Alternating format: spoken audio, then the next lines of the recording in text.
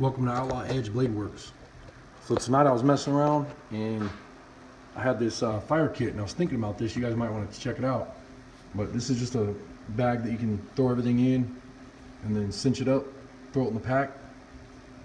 And in my fire kit, a lot of the times I'll throw this in my pack, like when I'm out in the woods messing around or whatever. And this is jute twine, and this is just green jute. There's nothing different than the tan or the other colors they have, the burgundy or whatever.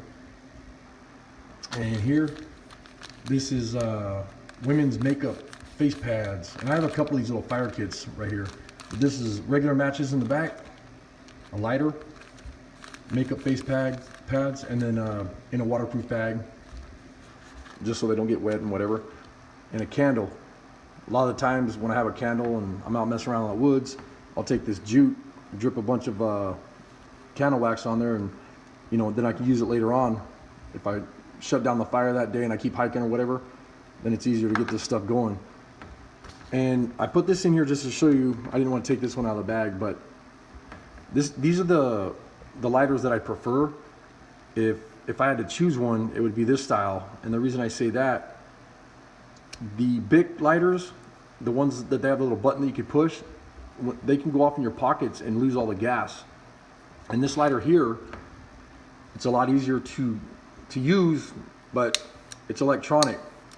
It's got the button that if it's in your pocket, you're not going to push the button and lose all the gas or whatever. So you can depend on it. Like this one right here is about out. It doesn't have too much left in it. Well, that's not too bad, I guess. But anyways, so when you run these in your pocket, you can push on this all day long. Unless you push super hard, you're not going to get this to go off in your pocket and lose all the gas that you need. So when you're ready to build a fire, you don't have a lighter ready. But these are a great style to keep, in your pack or whatever. And this is the one I use for my paracord. That's why there's paracord all burned to the side of it. And this here, Fatwood shavings. This stuff is awesome with a fire steel.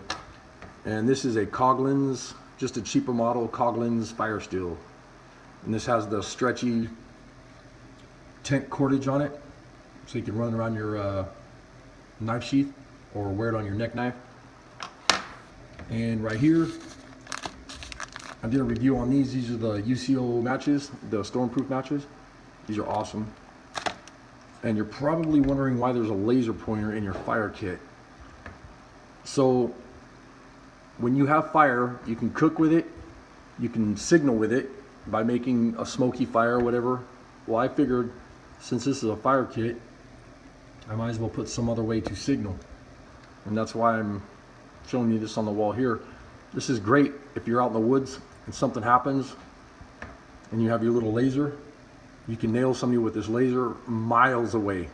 I mean, this thing goes a long, long ways. Very powerful little. This is just a cheap one, but I mean, I'm saying if you put a little bit better quality one in your pack or whatever, and you're out in the woods, and then you could signal them by doing this or other things or blinking it, and it's awesome.